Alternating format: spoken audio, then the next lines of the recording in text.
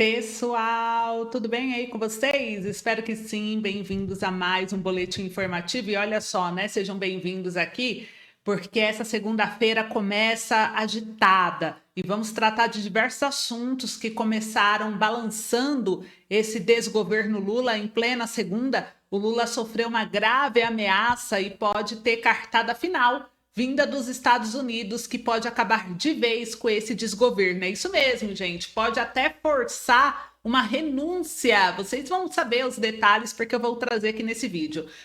Os Estados Unidos demonstram cada vez mais a insatisfação com Lula após as suas aventuras junto a outros países comunistas, especialmente após a vitória de Donald Trump. Aqui no Brasil, o cenário não se mostra nada agradável para o PT e a esquerda. O Haddad está em um ponto de desespero onde vai taxar até doenças graves como a cegueira. Acredite se quiser. Eu vou trazer os detalhes, parece piada, mas é o que está acontecendo. O governo está perdido e eu vou mostrar para vocês. Inclusive, uma traição dentro das forças militares também foi revelada. Eu vou dar todos os detalhes, então te convido já a se inscrever aqui no canal. Ativa o sininho de notificação para ficar por dentro de tudo que rola dentro da política, tanto no Brasil quanto internacional. E vamos já para o que interessa. Eu começo aqui com a primeira notícia. Deixa eu compartilhar aqui a minha tela com vocês, para vocês verem comigo o que é que está acontecendo. Espera aí, deixa eu pegar aqui. Pronto. Agora vocês estão vendo, né? Gente, olha só, a Folha de São Paulo divulgou. A Procuradoria-Geral da República prepara um modelo controverso de denúncia conjunta em investigações contra Bolsonaro. Para vocês verem o desespero deles é tanto de incriminar a qualquer custo Bolsonaro, mesmo sem provas, e eu vou mostrar aqui os detalhes. Paulo Gonetti cogita reunir casos das tramas golpistas, das joias sauditas, do cartão de vacina em peça de acusação. O Procurador-Geral da República, ele prepara a denúncia no STF contra o ex-presidente Jair Bolsonaro, de modo a fazer uma análise conjunta dos casos da trama golpista, das joias sauditas, do cartão de vacina, tipo, que não tem nada a ver uma coisa com a outra, mas já vou dar minha opinião. Vamos ler a matéria primeiro. Advogados ouvidos pela Folha divergem sobre a viabilidade de uma eventual denúncia conjunta sobre os três casos. A Polícia Federal indiciou Bolsonaro sob suspeita de envolvimento em plano para impedir a posse de Lula em 2022. A imputação criminal se soma a outras contra o capitão de reserva e, além de suspeito na investigação da trama golpista, o ex-presidente também foi indiciado pela Polícia Federal em apuração sobre a venda de joias sauditas recebidas de presente pelo governo brasileiro e de falsificação de certificado de vacina contra a Covid-19. Bolsonaro não é réu em nenhum dos casos, nem formalmente acusado. A Procuradoria-Geral vai analisá-los e definir os próximos passos conforme os elementos colhidos nas investigações. E o órgão pode oferecer a denúncia, pedir o arquivamento do inquérito ou até solicitar mais diligências. A Procuradoria confirma já ter recebido o relatório da Polícia Federal sobre a trama golpista. A lei estabelece um prazo de 15 dias para ela se manifestar, mas na prática o prazo pode ser flexibilizado se for necessário mais tempo. A instituição não perde o direito de oferecer a denúncia caso ela seja descumprida. E o Procurador-Geral cogita apresentar uma acusação conjunta contra o ex-presidente, agregando os casos. A estratégia fica a critério do Ministério Público, dizem especialistas ouvidos pela reportagem. Então, gente, olha só, né?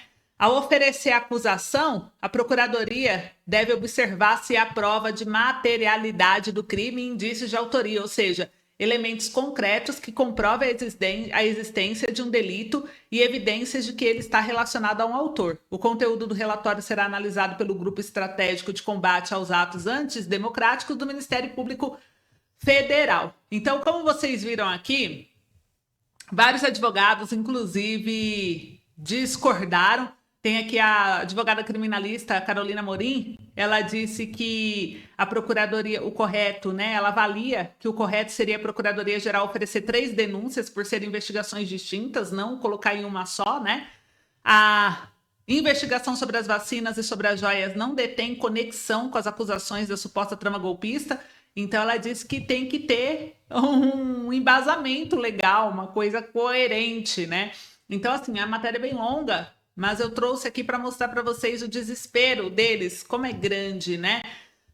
Isso nos faz refletir muito, gente, porque essa iniciativa do STF relacionada aí às mudanças do marco civil, né, da internet. Agora a gente vê a pressa em incriminar Bolsonaro e a fragilidade do Estado de Direito, essa movimentação da Procuradoria-Geral da República e do STF para reunir todas as investigações contra Jair Bolsonaro em uma denúncia única demonstra um perigoso desespero, gente, institucional para incriminar o ex-presidente a qualquer custo. Essa estratégia levanta dúvidas não apenas sobre a imparcialidade do processo judicial, mas também sobre o respeito às bases de Estado de Direito e a garantia de uma justiça independente. Primeiro, o pacotão de crimes já é uma manobra questionável, né? A decisão de juntar investigações díspares com a suposta falsificação da carteira de vacinação, o caso das joias sauditas e outras acusações em uma denúncia conjunta é um sinal claro, na minha opinião, de fragilidade de provas contra Bolsonaro. Essa estratégia, além de inusitada,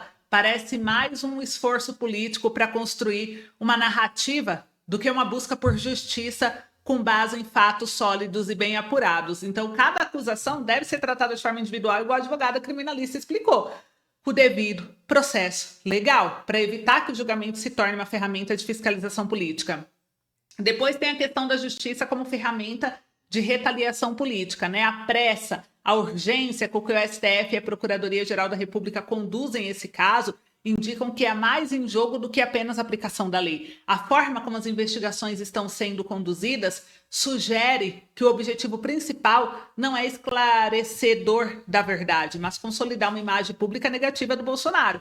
Tal postura envolve a substituição do sistema judiciário, que deveria ser imparcial e alheio às disputas políticas. Tem aí também os precedentes perigosos para a democracia, né? A gente vê que a criação de um pacotão de crimes, como a Folha de São Paulo trouxe, para julgar uma figura política como Jair Bolsonaro, estabelece um precedente preocupante para a democracia brasileira. E uma democracia sólida, cada acusação deve ser provada com independência, respeito às provas, ao devido processo legal. Então, consolidar múltiplas acusações em um único julgamento sugere um esforço para acelerar condenações, mesmo que as provas em cada caso individual sejam frágeis ou insuficientes, o que tem a ver uma coisa com a outra. Então, isso pode transformar, já transformou, né, a justiça em um instrumento de perseguição política, abrindo caminho para arbitrariedades muito maiores contra qualquer figura pública que se oponha ao sistema dominante. Tem a fragilidade das acusações individuais, casos como a suposta falsificação da carteira de vacinação e das joias já demonstra uma baixa consistência jurídica para apoiar acusações sólidas. Esse episódio isolado não ganha força suficiente para convencer a opinião pública ou os tribunais, o que parece ter motivado a Procuradoria-Geral a juntar tudo em uma única denúncia. Essa estratégia pode ser interpretada como uma tentativa de compensar a falta de robustez das provas individuais com o volume de acusações, prejudicando aí o direito à defesa plena e individualizada, né? A erosão da confiança no sistema judiciário, a insistência na promoção de um julgamento conjunto gera também desconfiança de imparcialidade do STF e da Procuradoria-Geral. Mas a gente vê que eles estão, gente, desesperados, né? Se o Bolsonaro for condenado e o processo visto como injusto ou politicamente motivado, isso pode consolidá-lo como uma vítima de perseguição judicial, fortalecendo sua base de apoio. Por outro lado, se as acusações não forem suficientes para condená-lo, o sistema jurídico sofreria ainda mais desgaste, reforçando a percepção de que o foco não é justiça, mas sim retaliação política. Eu queria saber sua opinião e para vocês verem, né, o que é mais grave ainda, porque assim, gente, tá tudo muito louco, né? Olha só essa matéria. Entenda o que muda na isenção do imposto de renda por doenças graves, né? Então a gente vê pela proposta do governo, quem ganha mais de 20 mil não terá mais direito à isenção completa.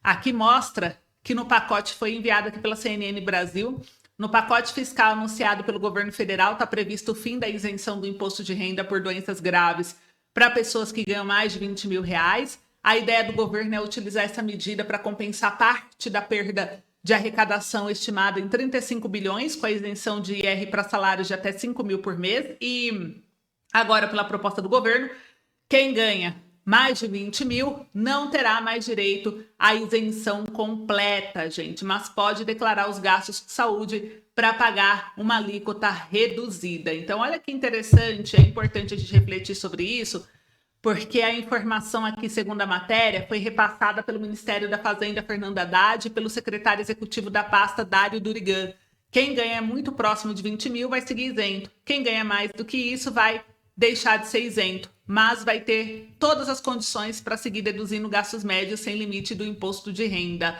E atualmente as pessoas que têm doenças graves têm direito à isenção do imposto de renda de pessoa física incidente sobre rendimentos relativos à aposentadoria, pensão ou reserva, inclusive sobre o 13º. E hoje as doenças graves são AIDS, alienação mental, cardiopatia grave, cegueira, contaminação por radiação, doença de Paget em estado avançado, doença de Parkinson, esclerose múltipla, espondiloartrose anquilosante, fibrose cística, hanseníase, nefropatia grave, hepatopatia grave, neoplasia maligna, paralisia irreversível incapacitante e tuberculose ativa. Então, a reforma do imposto de renda será enviado agora no Congresso e a expectativa do governo é que as medidas sejam implementadas a partir de 1º de janeiro de 2026, gente. Então, olha só, né?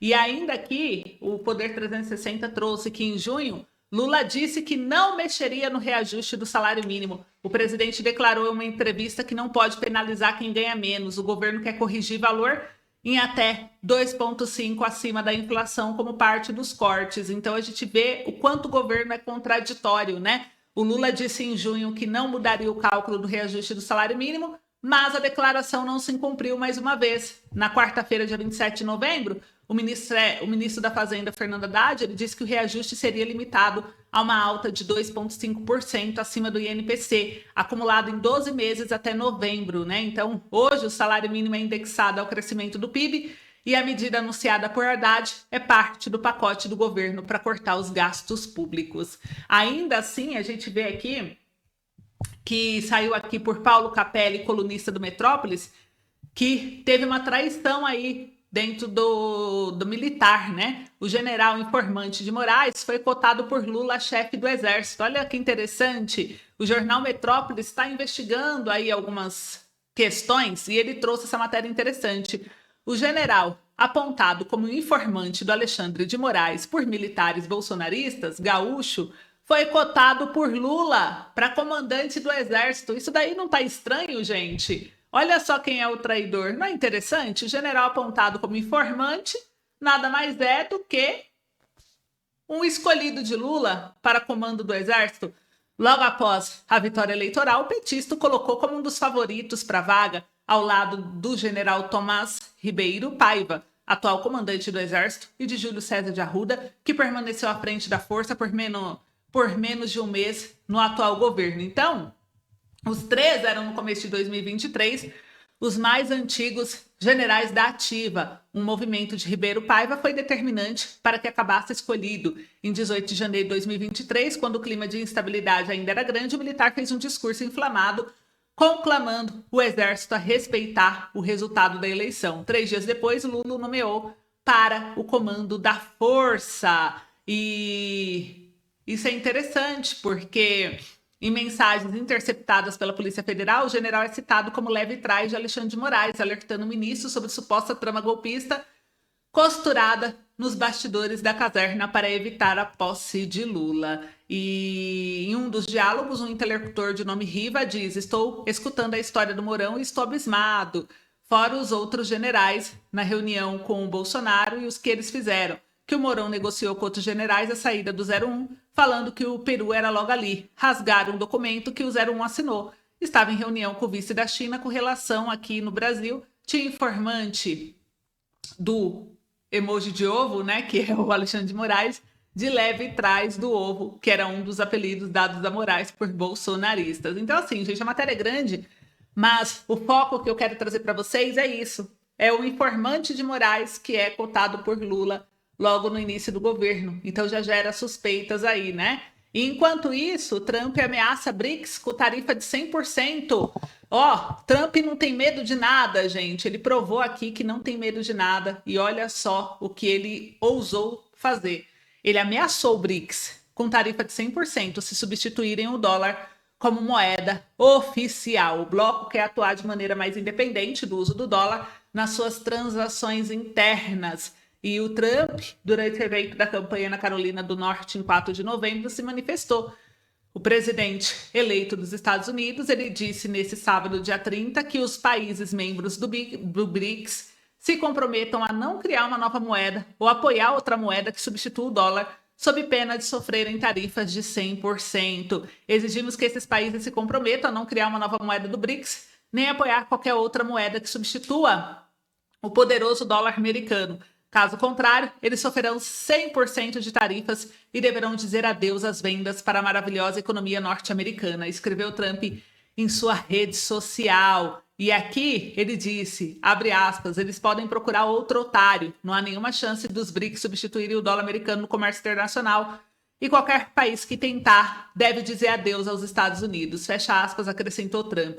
Desde janeiro, o BRICS tem 10 membros plenos. Além do Brasil, Rússia, Índia, China e África do Sul se uniram ao bloco como membros permanentes. Irã, Arábia Saudita, Egito, Etiópia e Emirados Árabes Unidos. Procurados, a presidente da República do Brasil e o Ministério de Relações Exteriores do país não comentaram. Em outubro, o presidente Lula defendeu em reunião da cúpula dos países BRICS da Rússia que o bloco de países avance na criação de meios de pagamento alternativos entre si, fugindo da necessidade de uso do dólar. Então, gente, isso pode dar muito mal para o Brasil. Olha a repercussão. Então, vocês viram aí, estamos caminhando para uma guerra comercial, eu diria, global. Então, vamos ver o que vai acontecer, mas os Estados Unidos está firme e parece que não está com medo de nada. O que vocês acham? Então, esse foi o vídeo de hoje. Vamos acompanhar os próximos andares aí da carruagem. Em breve eu volto com mais um boletim. Um beijo, boa semana, até logo.